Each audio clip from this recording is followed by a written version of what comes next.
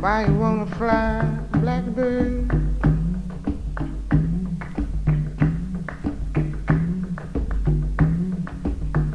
You ain't ever gonna fly.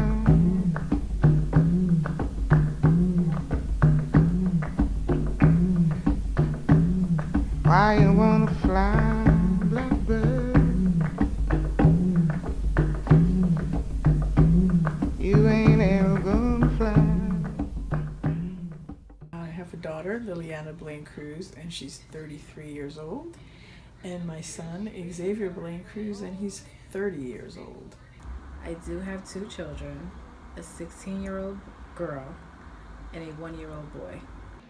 No, I do not have any children, but I am the daughter of a wonderful mother. Challenging and rewarding. Motherhood is love. What I value most about motherhood is watching your child grow up and evolve into the person that you raised them to be. I just value my children, the love that's outpouring. It makes me value my mother more because my mother is the example. My mother, and it's not just motherhood, it's parenthood. And I feel lucky and blessed that they were the examples for me of a united family and the security of my home. And that's what I tried to give to my children. It comes with different histories, right? To be a black woman in this country in particular is different than growing up as a white woman in this country. And so culturally there are different expectations and there are different realities to that. If, for example, as a black mother, you're worried that your young black son is going to be shot in the streets, then there is going to be a different way in which you raise him. And that's led to a lot of, I think, conversation about how do you raise your children to survive in a world that is harsh, in a world that is not geared to respecting or caring about their existence. Being a black mother in America takes a lot of strength, determination, and also forces us to be very independent. Now with what's going on and the way the police and what's come to light, I think every black parent is afraid and vigilant. But even before all this came to light, we always had a talk with our son on how to deal with the police if you pulled over.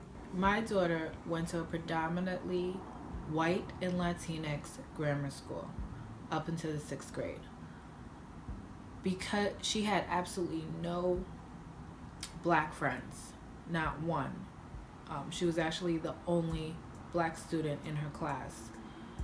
Because of this, there were a lot of differences, such as her hair type, the way she would do her hair, the way she would go to sleep at night with her hair.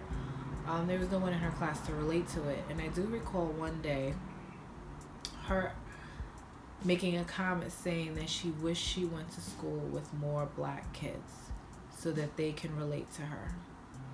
And I found that interesting because I had a similar story growing up myself. Well, one big sacrifice I did have to make, I mean, I'm extremely thankful I was able to get my bachelor's degree.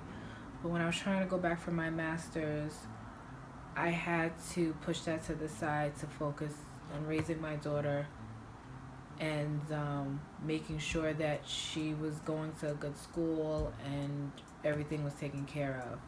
It makes me think about those stories about in the midst of the slave trade when they were taking women on the boat, and they had children, and the horrible conditions that they were in, and stories of how women would throw themselves or their children over the boat. And that is a mother murdering her child, right? So that is the sense of being a killer. And yet at the same time, it is, it's coming from a space of protectiveness, seeing in some ways the future nightmare that is to come, the future nightmare that they've probably already experienced on the boat itself, and wanting to save their child from that. And that's devastating when death seems like a better option than living. There's also the just the reality of wanting to protect your children, to protect those that come from you. And again, in a hostile world where maybe it's impossible to be carefree, you think about how to save your children at all cost. And then at the same time, mother love is a killer. I mean, it doesn't necessarily mean that the death is happening outside of the mom, right? That in some ways the burden, the pain, the responsibility, the history of that can also live in the mother itself, right? From what I remember of Beloved, there's a sense of that kind of devouring the mom in that, right? And so it just kind of strikes at the enormity of motherhood. A mother's love can take a toll on a mother's body by the worrying and the concern you have for your kids growing up in this type of world. I mean, as you all know, even with this recent presidential election, a lot of hatred has been in the forefront. People who have been quiet or not so outspoken in regards to their true beliefs are now out there and feel free and feel as though it's okay to hate other people. It's okay to discriminate against other ethnicities, other sexes, other sexual preferences. They think it's right and it's not. History of slavery here, I think they vote yes. They dehumanize black people, period. And I remember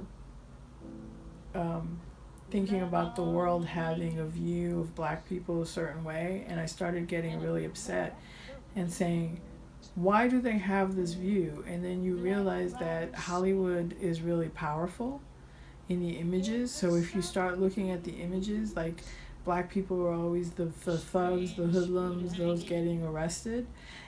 And the black leaders started speaking out against that worldview as black people as a threat. How can we humanize ourselves? You know, we are human.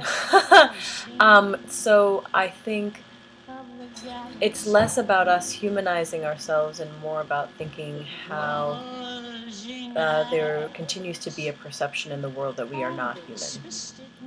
And so how do you combat that? I think you just allow yourselves to be human. And I think as black mothers and black daughters, creating that space for ourselves to experience our fullest humanity is important, to not cut off the parts of ourselves that they say are not allowed to exist, or that circumstances in our society or our culture or the way the world is right now that says that we can't operate in human ways, is to fight against that, is to give ourselves space for that as mothers and as daughters, to allow us to be sad, to be weak, to not be strong sometimes, to give love freely and vulnerably. For the tree to drop.